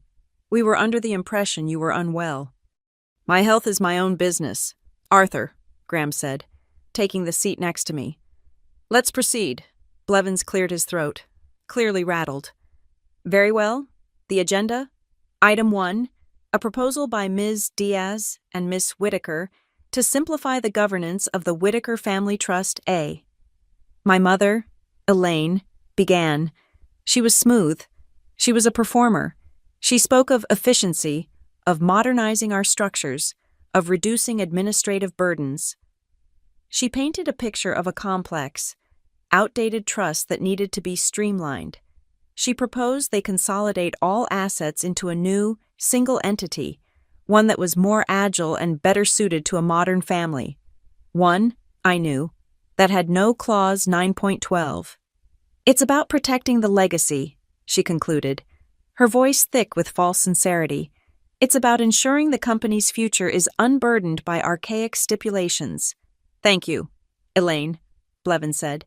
"Next, Marla, item 2. A proposal to review and cap irregular expenses from the discretionary fund." Marla smiled, a thin, sharp expression. "This is simple housekeeping. Arthur, we've noticed a significant drain from unbudgeted expenditures, personal projects, surveillance." She looked directly at Graham. "We are proposing that any non-business-related expense over $5,000 must be approved by a majority of the trust administrators, namely, my sister and myself." It was a power play. They were trying to cut off Graham's ability to fund his observation. They were trying to defund me. "A prudent measure," Blevins said, nodding. "Now, before we move to a vote, Mr. Davies," he gestured to the thin corporate counsel, "will read the relevant bylaws regarding trust administration, as is procedure." Mr. Davies adjusted his glasses. He opened a thick, leather-bound book. He began to read in a dry monotone, his voice draining the life from the room. He read Section 4, subsection B. He read Section 6, subsection C. He droned on about fiduciary duty, about voting quorums, about the roles of the administrators. He finished, looked up, and said, "That concludes the relevant sections." The room was silent. Marla was already gathering her papers. Ready for the vote, she knew she would win. Graham coughed, a single, dry, sharp sound that cracked the silence. Davies froze. "You seem to have missed a page." "Mr. Davies," Graham said, his voice quiet. I do not believe so. Mr. Whitaker," Davies stammered. "Those are the standard governance provisions." "Page 34, Graham said. "Section 9, read it." The air in the room did not just get thick, it solidified. My mother's head snapped toward Davies. Marla's eyes were fixed on the book, as if she could will the page to burst into flame. "Page 34, Davies repeated, his hands visibly shaking as he turned the pages. He found it. He squinted. He cleared his throat. "Clause 9.12, he read, his voice suddenly small. "The springing proxy provision, upon the founder's discretion, in the event of a perceived conflict of interest among trust administrators, the founder's primary proxy vote, limited only to matters of family governance and conflicts of interest, shall be temporarily transferred." He paused, swallowing. "Go on, Mr. Davies," Graham urged. "Transferred to a direct descendant, provided that said descendant can demonstrate a continuous, unbroken chain of 6 months of independent income, earned entirely outside of any Whitaker family entity or asset." The room was dead silent. You could hear the leather of the chairs creaking. My mother was the first to find her voice. She laughed, a high, brittle sound that shattered the tension. "Father, really, what is this, a ghost story? And who, exactly, would this descendant be? She waved a dismissive hand at me. Scarlett? She works at a gas station. That's not income. That's pocket money. It's insignificant. It's not what the clause intended. Insignificant, Marla agreed, her confidence returning. The clause is clearly referring to a meaningful, executive-level income, a career, not a minimum wage job. Mr. Davies, I move to strike this as irrelevant. Is that your legal opinion? Mr. Davies? Graham asked, his voice soft. Does the clause, as written, quantify the amount of income required?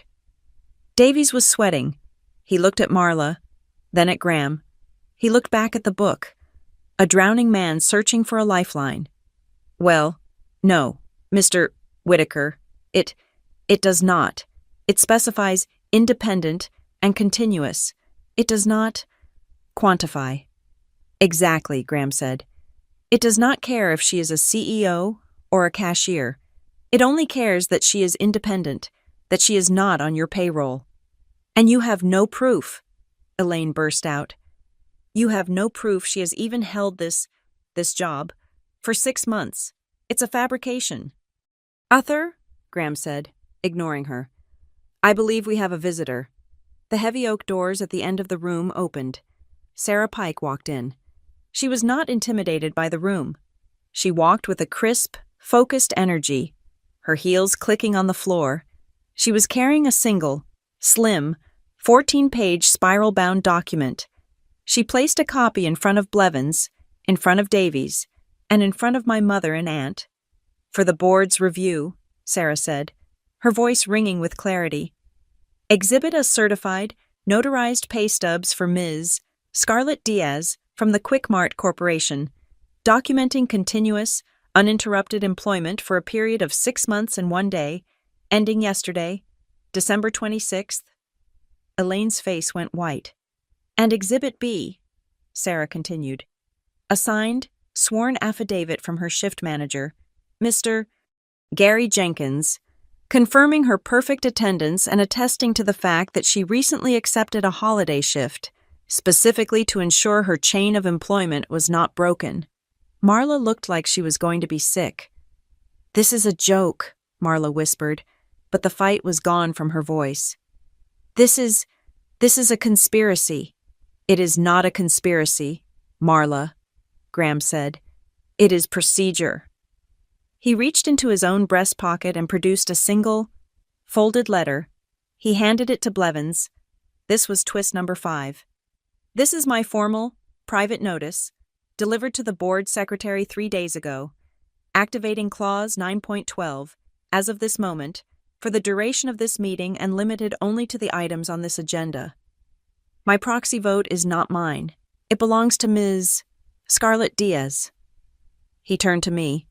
The entire room, all 7 board members, the lawyers, my family, they all turned to me. The girl from the Quick Mart, the girl who was not allowed at the table. Scarlett, Blevins said, his voice strained. Do you have anything to say? My heart was hammering so hard, I thought it would break my ribs. I could feel their hatred, their contempt, rolling off them in waves. They saw me as nothing. I stood up. My hands were shaking. I reached into my backpack and pulled out the small, black USB drive. Nate's video. Yes, I said. My voice was small, but it did not crack. I walked to the head of the table, where a large, high-definition monitor was built into the wall. I plugged the USB into the console.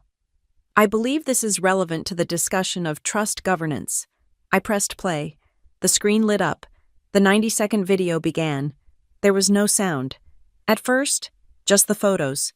Christmas 2018. The full table. The empty chair by the fire, piled with coats. Thanksgiving 2019. The full table. The empty place setting. The family cruise 2021. The group photo on the deck. Me, absent. The gala. The empty chair. Then, the audio kicked in. It was Marla's voice, clear as a bell in the silent, oak-paneled room. Absolutely not, That's a prime seat. Save that for the partners.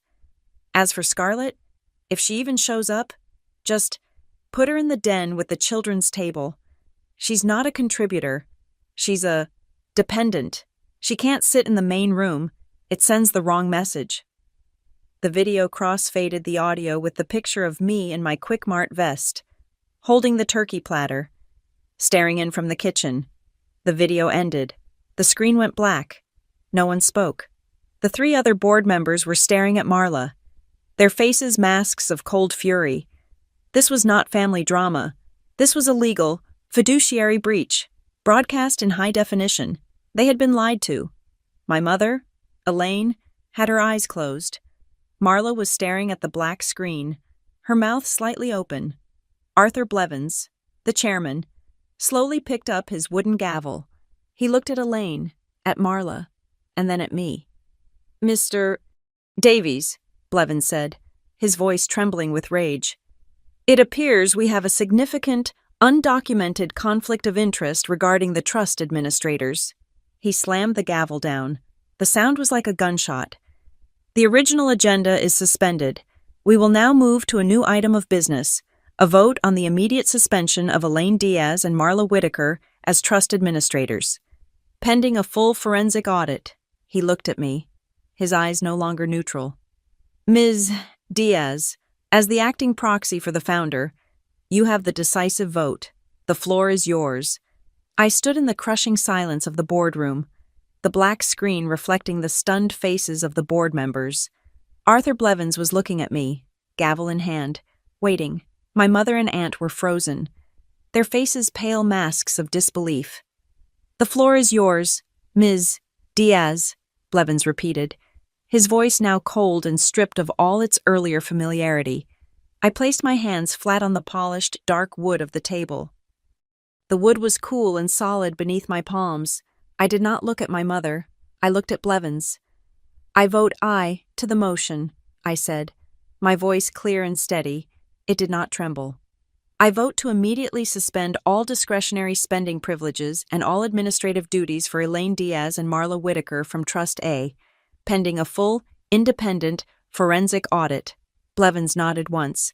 "The proxy vote is aye. The chair votes aye. Mr. Henderson." The CFO, his face ashen, saw his career flashing before his eyes. "Aye." "Ms. Graves." The other board members, one by one, their faces hard with the realization of their own compromised positions, followed the new line of power. "Aye, aye, aye." "The motion passes, 7-0, Blevins declared. The gavel struck the wood with a crack that echoed in the oak-paneled room. My mother made a small, strangled sound. "I am not finished," I said. All eyes snapped back to me. "I have several new motions to propose, as acting proxy, under the conflict of interest provision." The corporate counsel, Mr. Davies, looked like he was going to faint. Marla's eyes were black with a hatred so pure it was almost visible. "Proceed, Ms. Diaz," Blevins said, gesturing with his hand. "First," I said, "I move that we appoint a third-party, independent auditing firm, specifically one not currently affiliated with Whitaker Rail Timber. To conduct this audit, they will be instructed to deliver their complete findings to this board, and to me, in no more than 15 business days." Blevins nodded. "A procedural motion, sensible, all in favor." The ayes were unanimous and immediate. "Second," I continued, "I move to immediately ratify a new seating policy for Trust A. This policy will state that any family event, gathering, or function funded in whole or in part by the trust must provide a public, pre-approved seating chart 30 days in advance. This policy will include a specific, binding, anti-exclusion rule. No trust funds will be released for any event that cannot guarantee and verify a seat for every single trust beneficiary, without exception. Third," I said, not pausing for their reaction, "I move that we establish, by the end of this week, an anonymous third-party managed complaint and reporting hotline. This will be available to all family members, as well as all household and corporate staff, to report any instance of exclusion, financial malfeasance, or retaliation by the trust administrators, past or present. I could see the other board members nodding. I was not just cleaning house, I was giving them legal cover. Finally, I said, I move that, effective immediately, all corporate credit cards, expense accounts, and all signing privileges for Elaine Diaz and Marla Whitaker are frozen. All trust expenditures over $100 will, until the audit is complete, move to a 2-layer approval system. This will require the signatures of both the acting independent CFO, Mr. Henderson, and myself. That was the one. My mother, Elaine, found her voice. It was a shriek. No, this is ludicrous. She cannot, Blevins. You cannot allow this. She's a cashier. She knows nothing about our finances. This is a farce. Blevins looked to the terrified Mr. Davies. Mr. Davies, is her motion in order? Davies just shrugged, a gesture of complete and total surrender. She holds the proxy, Ms. Diaz. The proxy has the full rights of the founder in this matter. The motion is in order. This is an attack. Elaine tried a different tactic, her eyes filling with tears. She turned to Graham, who had been silent, watching. Father, please stop this. This stress. You know what Dr. Allister said. You are putting your own health at risk. This conflict will kill you. Blevins, I ask for an immediate temporary postponement of these proceedings, pending a full medical evaluation of my father's competency. It was her last card, the concerned daughter checkmate, before Blevins could even respond. Sarah Pike, who had been standing silently by the door, stepped forward. She was all business. Excuse me, Mr. Chairman, Sarah said, her voice cutting through my mother's performance. She placed a single, fresh sheet of paper on the table in front of Blevins. An updated letter from Dr. Allister, time-stamped 9 a.m. this morning. It confirms Mr. Whitaker is in sound health, under no medical duress, and is fully competent to attend and participate in these proceedings. His signature is at the bottom. The doctor also notes that his stress levels from 2 weeks ago were, in his medical opinion, most likely situational and caused by external family conflict. Elaine looked at the letter as if it were a snake. She slumped back in her chair, defeated. And then, the final betrayal came, not from me, but from their own ally. Mr. Henderson, the CFO, saw the power vacuum. He saw his 2 bosses, who had implicated him in their schemes, completely neutered. He had to save himself. Mr. Chairman, Henderson said, his voice reedy and thin. If I may, in light of Ms. Diaz's presentation, and in the interest of full transparency for the new auditors, he nervously opened his own laptop and fumbled to connect it to the monitor. I have always been uncomfortable with certain accounting practices, he stammered. Ms. Whitaker and Ms. Diaz often directed me to code their personal and family gathering expenses to the Client Entertainment and Discretionary Fund. This was twist number 6. A spreadsheet filled the monitor. As you can see, Henderson said, his fingers shaking as he pointed to the screen. The dates of these large client events, they match perfectly with the dates of the family events shown in Ms. Diaz's video. The $20,000 for the Christmas party. It was billed as entertaining the regional rail partners, the funds for the cruise, off-site executive strategy session. It's all here. The air left the room. The other board members were no longer just angry. They were incandescent. This was not a family dispute anymore. This was corporate fraud. They had been lied to. Their company's money, not just the trust's, had been used. Blevins' face was purple. He picked up his gavel, his hand shaking with rage. The motions proposed by Ms. Diaz are approved. All of them, unanimously. Henderson, you will cooperate fully with the auditors, or I will personally see you in a jail cell. Davies, you will draft the new anti-gatekeeping amendments to the trust. I want them on my desk by morning. He slammed the gavel. This emergency session is adjourned." The board members stood and filed out of the room, their footsteps silent on the thick carpet. They walked past Elaine and Marla as if they were ghosts, their expressions fixed in cold disgust. I stood up, my legs shaking. I had done it. Graham, Sarah, and I were the only ones left, besides my two vanquished relatives. Graham put his hand on my shoulder. His hand was warm. He looked at me, and his eyes were not cold. They were proud. "You didn't ask for $1, he said, his voice thick with an emotion I had never heard from him.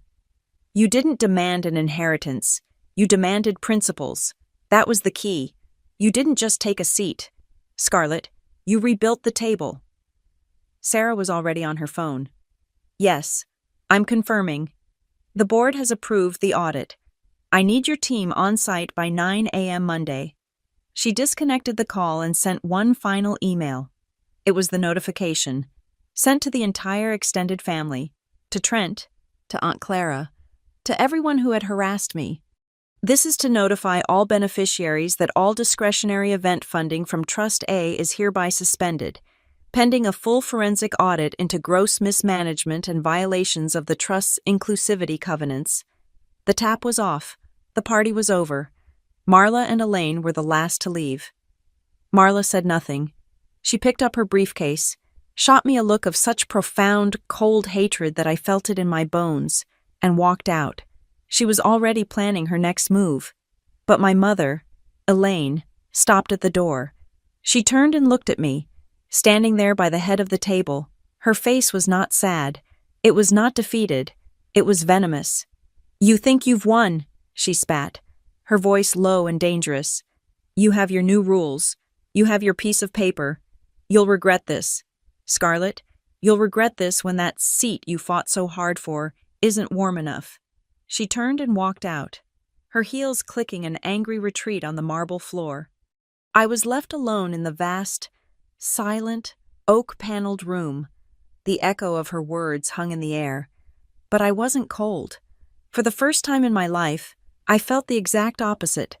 My mother's parting words in the boardroom, "You'll regret this," was not a burst of anger. It was a promise. It was the declaration of a new, uglier war. The boardroom, I learned, was not the final battle. It was merely the first. They did not wait. They did not mourn their loss of power. They counterattacked, and they did it on two fronts, just as they had always operated Marla, with cold, hard-edged precision. My mother, with the soft, suffocating weapon of public opinion. Marla struck first. Less than 48 hours after the meeting, Sarah called me. "She's done it," Sarah said, her voice tight with grim satisfaction. "She filed an emergency petition in Riverton District Court. She's asking a judge for an immediate injunction. She wants Clause 9.12 declared legally unenforceable." Can she do that? I was at home, staring at my Quick Mart vest. I still had shifts. "She's arguing it's an archaic provision, that it's procedurally unconscionable, and that it was triggered by an unreliable descendant. That's you in conspiracy with a mentally frail founder. That's Graham." "He's not frail," I said, anger flaring. "I know, and she knows. But this isn't about the truth. Scarlett, this is about casting doubt.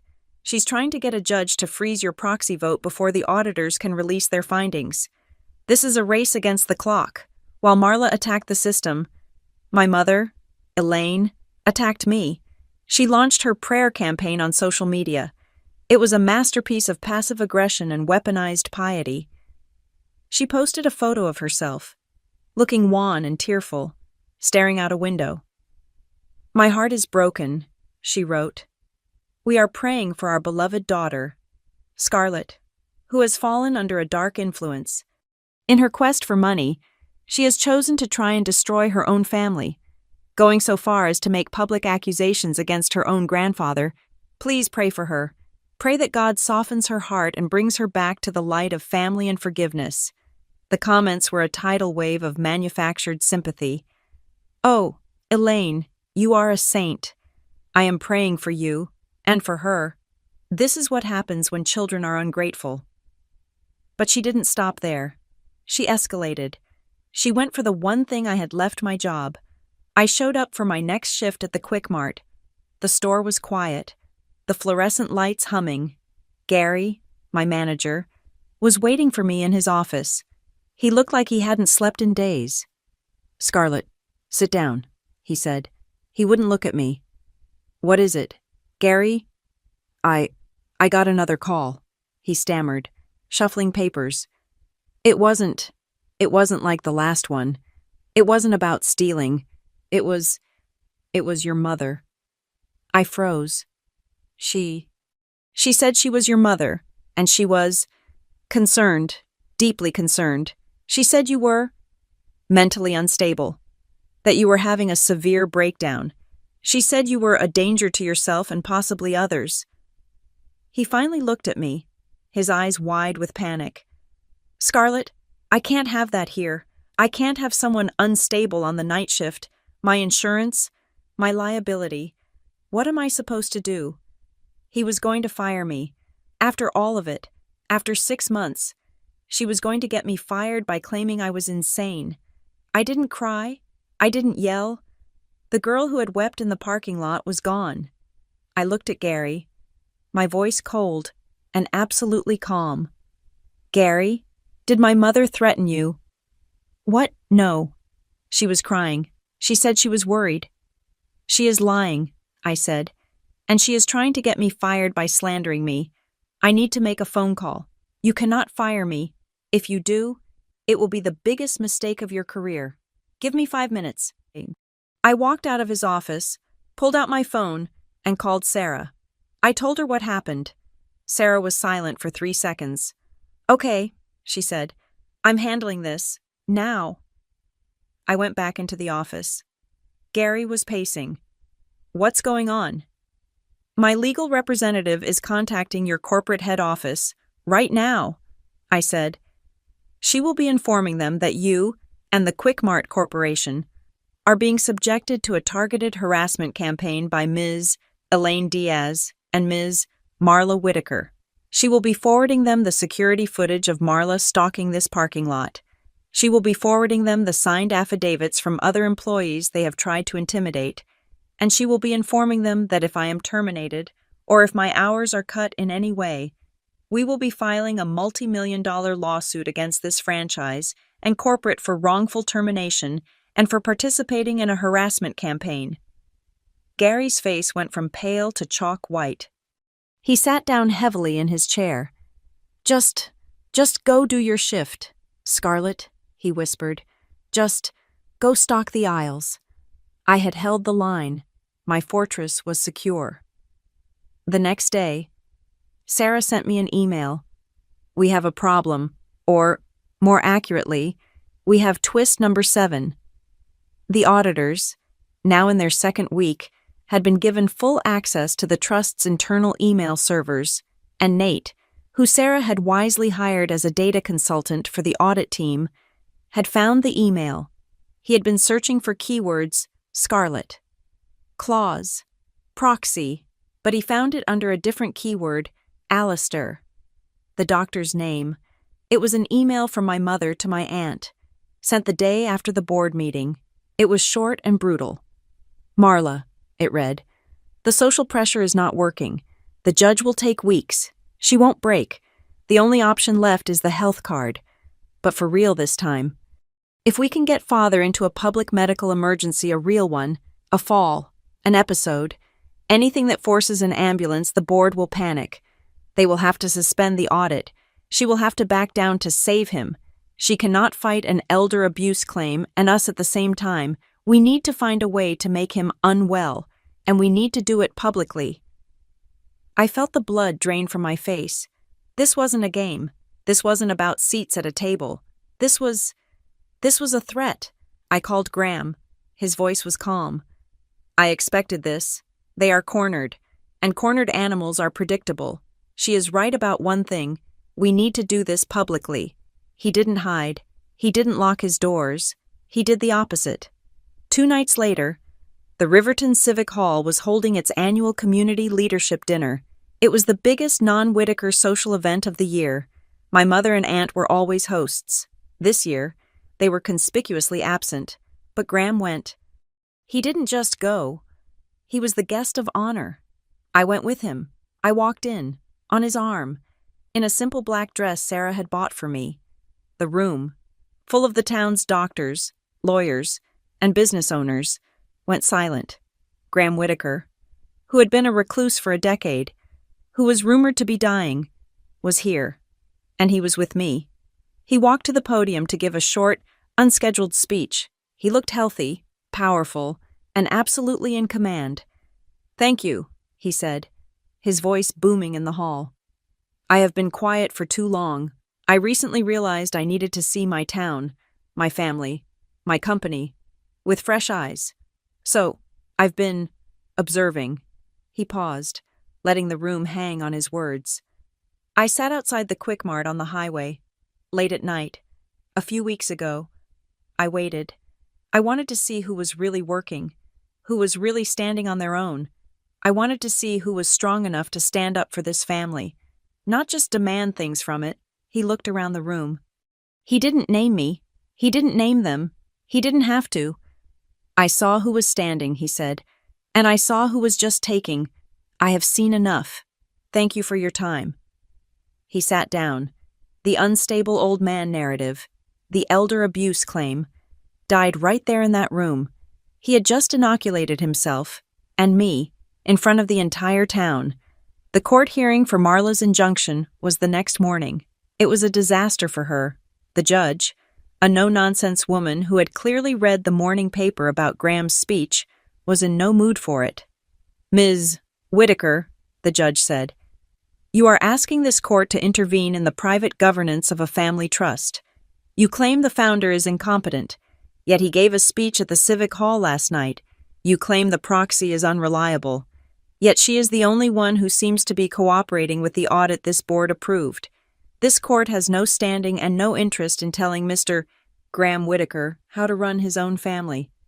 Petition for injunction is denied." With prejudice, Marla sat, stunned, as the judge slammed her gavel. Sarah didn't even smile. She immediately filed our new evidence, the Quick Mart harassment letters, the social media screenshots, the surveillance video, and the email Nate had found as a formal petition for a temporary restraining order against both Elaine and Marla. Arthur Blevins, the board chairman, received the file at the same time as the court. He was apoplectic. The audit was one thing. A conspiracy to create a public medical emergency for the founder was another. He called the second emergency session of the board. This time, the room was not tense. It was cold. It was the room of an execution. The auditors, a grim-faced team from Denver, presented their preliminary findings. It was worse than we thought. The Client Entertainment Fund was the tip of the iceberg. They had found shell companies, non-existent consulting fees, property purchases in other states, all funded by the trust. Henderson, the CFO, had given them everything to save himself. Blevins did not ask for discussion. He looked at me. His face was carved from stone. "Ms. Diaz, the preliminary findings of the audit are conclusive and catastrophic. The motion to suspend is no longer sufficient.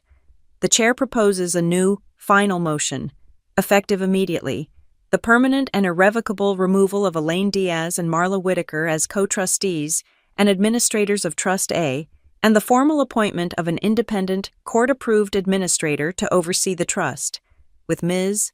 Scarlett Diaz to retain the founder's proxy vote for all governance matters indefinitely." My mother finally broke. "You cannot," she screamed, standing up, her chair crashing to the floor. "The proxy. It was temporary. The 6-month provision. It's a temporary clause. It ends." Blevins did not even look at her. He looked at the massive, old oak clock on the boardroom wall. The long brass pendulum swung. The second hand swept up to the 12. "Mr. Davies," Blevins said. "The charter, please. The review period." Mr. Davies, who was now fully on our side, read from the charter. The initial 6-month provision, which concluded, as we know, on December 26th, is subject to a standard 30-day review and contest period. That period expired 3 minutes ago. Blevins looked at the clock. It read 12:04 p.m. As of 12:01 p.m. today, Blevins announced, the transfer of proxy under Clause 9.12 is no longer temporary. It is, for the purpose of this conflict, fully vested. Ms. Diaz holds the vote. The motion is on the floor. I looked at my mother. Her face was a ruin of hate and despair. I looked at Marla, who was just cold, dead, empty. I had practiced 3 sentences. I didn't need them. I only needed one word. I said. I vote aye. My aye echoed in the silent executioner's room. Blevins, the chairman, did not hesitate. The proxy votes aye. The chair votes aye. One by one, the other 5 board members sealed the verdict, their voices cold and hard. Aye. Aye. Aye. Aye. Aye. The motion passes, Blevins declared, his voice flat. 6-1, Elaine Diaz and Marla Whitaker are hereby, permanently and irrevocably, removed from all duties, administrative roles, and signing privileges related to Whitaker Family Trust. My mother let out a sound, a sharp gasp of air, as if she had been physically struck. Graham Whitaker stood up. He was slow, but his movements were deliberate.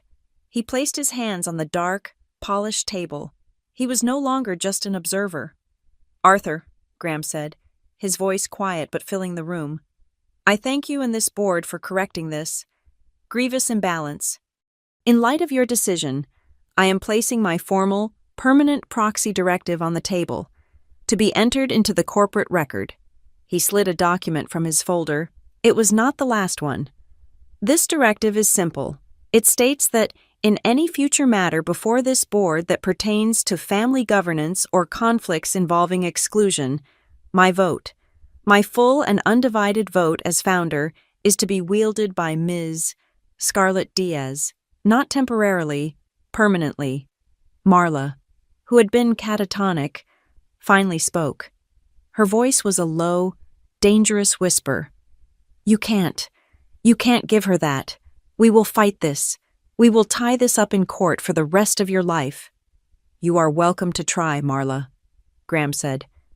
But you are missing the point. You still think this is about my vote. You still think this is about the money. He reached into his breast pocket and pulled out one last envelope. It was not a thick manila envelope, but a slender, cream-colored one, sealed with the dark blue wax of his personal crest. This was twist number 8, the final, devastating move. This, he said, holding it up, is the final piece of governance. It is a hidden codicil to my will, executed 5 years ago. My lawyers, not Mr. Davies, but my private lawyers, are filing it with the court as we speak. Elaine's head snapped up. This was it. The inheritance. The money. You're all fools, Graham said, his voice laced with a sadness so profound it was almost pity. You spent 30 years fighting over the assets. You never once read the principles. This codicil has nothing to do with my money. It has to do with my table. He opened the envelope and read, This codicil, he said, his voice ringing with authority, is a principle-based directive. It states that any family member who is found to have used trust funds or family assets to deliberately and systematically exclude another family member from a formal gathering is by that very action deemed to have abdicated their own role in governance. He looked up, his eyes finding Marla's, then Elaine's. It does not matter what the board decided today. It does not matter what the court decides tomorrow. Your own actions, your pattern of gatekeeping, your adults-only tables, your chairs for coats, that was the signature. You signed your own removal papers. Marla, the first time you told my granddaughter to eat on the porch, this meeting, he looked around the room, is just the reading of the verdict. He placed the letter on the table. It was over. I stood up. My legs were steady. I looked at the board members, at Graham, and then, for the last time, at my mother and aunt. I did not come here to ask for a chair, I said, my voice clear. I did not come here for money. I came here to prove they deliberately kept the chair from me, and I am not voting to take their seats. I looked at Blevins. I am voting so that no one, ever again, can take a chair away from anyone else in this family. Blevins nodded, a look of profound respect on his face. Ms. Diaz, the floor is yours. Implementation. This was the execution. I took a new sheet of paper from Sarah, who was standing by the door, smiling. Motion 1, I said. All corporate and trust credit cards for Elaine Diaz and Marla Whitaker are to be locked. Effective, right now. Mr. Henderson, please confirm. Henderson, the CFO, was typing frantically. Yes, locked. All cards are inactive. Effective immediately. Motion 2, I said. All approval rights are transferred, as per the new two-signature system, to Mr. Henderson and myself. A full forensic audit, funded by the trust, is to be scheduled, with a report due in 30 days. Motion 3, I said. We will ratify a new, permanent open chair policy. All trust-funded events will have mandatory published seating charts, and a new priority seating rule will be implemented. The first seats at the table will be reserved for any family member who has, in the past, been overlooked or seated separately. We will no longer have side tables. Betrayal. My mother's voice was a raw shriek of agony.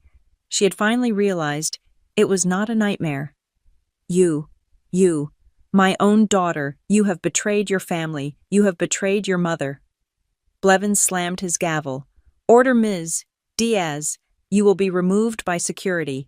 Marla, ever the pragmatist, saw one last, desperate angle. She stood up, her voice a low, negotiating purr, cutting through my mother's hysterics. Scarlett, wait. Be reasonable. A full audit. It will be messy. It will damage the company. It will damage Graham's legacy. What if we just returned half of the event fees? A simple repayment. No audit, no lawyers, a private negotiation, just us. I looked at her, after everything, after the audio file, after the surveillance, after the attempt to get me fired. She still thought she could buy me. No, Aunt Marla, I said, no more private negotiations. The time for that is over. My mother was sobbing, a performance of profound self-pity. Blevins gestured, and 2 security guards quietly entered the room, standing on either side of my mother and aunt. This meeting is over, Blevins said. Graham walked over to me. He put his hand on my shoulder. His voice was thick. I watched you cry in that parking lot.